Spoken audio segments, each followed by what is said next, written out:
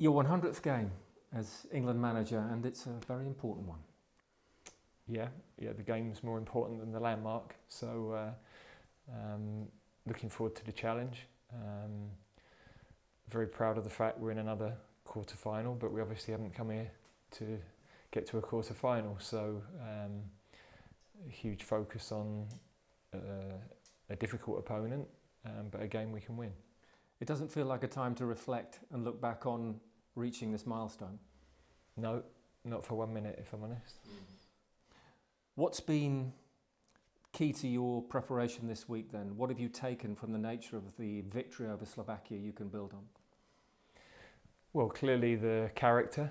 I think the bravery to keep trying to find good solutions on the pitch the other night. You know, when you go behind in a tournament game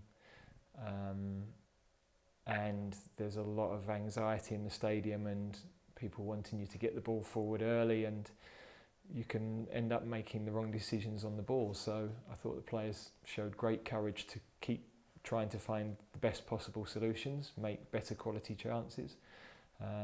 We deserved a draw from the 90 minutes without a doubt, over 70% of the ball. So of course the emotion after the game takes you in a certain direction in terms of reviewing the performance, but when you watch it back, without a doubt we deserved to get a draw from the 90 minutes, and then we were the stronger team in extra time.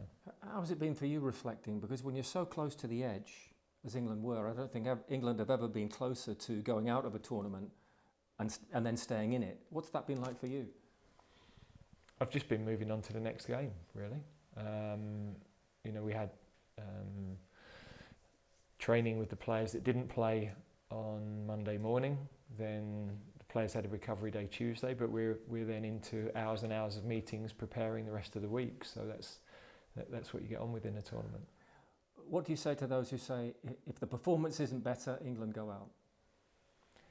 Yeah, it's possible. You know, we haven't played at the level that I think is possible, but I'm not sure how many teams do in tournaments. And if I think back to my 4 tournaments as a player and the other tournaments as a manager, we've had some good performances, 1 or 2 standouts. But whenever I've watched those games back, you know, even Holland in '96, when I watched it back, there were a lot of things that weren't right with it. So sometimes time changes the perception of things. Is the fundamental thing, it clearly is the result. What I'm getting at is if players physically aren't going to be really at their peak for you, if the turnarounds are so tight, if it's a struggle, it isn't about performance level then, is it? It's about other things. Well, you try to find ways to win. It's as simple as that. In a tournament, you have to ride lots of different challenges, and you've got to try and overcome all of those challenges. And up to this point, you know, we're still here, and we're still, you know, we're one of the only 8 teams that can win it. If there's one thing the team have shown that gives you real belief so far, what is it? Resilience, character. And that can win you the tournament? Yes, because to win matches, to win trophies, you have to have character, and you have to answer all the questions that are put your way. Are Switzerland a substantial step up? They're a good team, and they've of course got some momentum. They've had good results in the group phase. They've gained confidence, I'm sure, from their performance against Germany, for example. They've been together for quite a while, and their fans are having a carnival. So the energy behind them is maybe a different energy than the one we've been facing.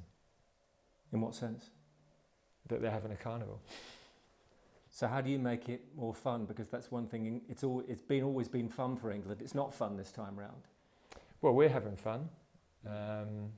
So I have to make sure that inside the camp there's an enjoyment of football, and a joy of playing, and a joy of working together and being together. And ultimately that is what we carry with us as a group. Can the criticism be fuel? It's interesting, Jude Bellingham commented on giving it back after the game to the critics. Can that be fuel? It can be. Is it? for some it will inhibit performance. You've got to get that balance right. Well, you know, everybody is going to react differently to those things. So I'm 53. I know what it is for me, but if I was 19 or 20, I might feel differently about that. Teams have turned tournaments into endurance tests and won. Is that the profile maybe now for England? No, we're not looking for it to be an endurance. You know, the last 7 or 8 years with England, we've made playing for England enjoyable, and results-wise, as we know it, we're the only team to make 4 quarter-finals. But as I said before, we haven't come to get to a quarter-final. I know you won't tell me what your formation is, whether Luke Shaw's going to be starting. Obviously, those things are in the equation. What does 3 at the back give a team if you were to move to that?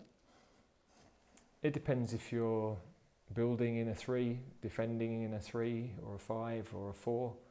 I think the modern game is so fluid that you're doing all of those things at different times, really. And they're things that you work on the training pitch. You might create a 3 at the back by pushing one of your fullbacks high.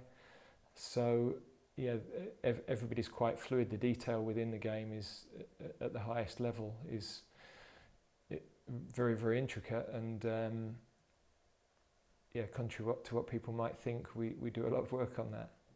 Why do you say that? Because I think you're in terms of your tactical plan, do you feel that that's not been clear enough to people what you've been doing? Do you feel that there's been too much criticism of your tactical plan then? No, I think people that understand the game would see it. You've won more tournament knockout matches than all the other England managers since 1966 combined. What does that count for going into Saturday? Well, we're definitely more confident going into those games. I think having prepared for those types of games before is a help. I think you're able to focus on the really important things, and I think the players know that you've been through that journey, as have a lot of them. So without doubt, that's an advantage of having the number of tournaments that we've got behind us. Is this as big an opportunity as any? Well, it's always, when you get to this part, it's the same question, really. You know, you're 2 games away from a final. That is very little in terms of number of days that you're going to be here and the number of matches you have to win. But at the same time, it's an eternity, because to win a game of football at this level is so difficult. But transferring that maybe to some of the guys, and a lot of them have been there already, that sense of how close you are, there's an excitement to that. Yeah, I mean, the players are fully aware of that. You know, they're watching the other matches, they're seeing the numbers of teams left reduce. They're naturally, it hones the focus. They know the objective is closer, what's possible is closer, and yeah, inevitably they're hugely excited by that. In your 99 games so far, is there anything you like to say to the players? Any part of your routine that always stays the same? No, I think you're looking at slight differences every time. In the end, it's how can I best help the team? How can I best prepare these players for what might be coming? And yeah, I don't think that will ever change.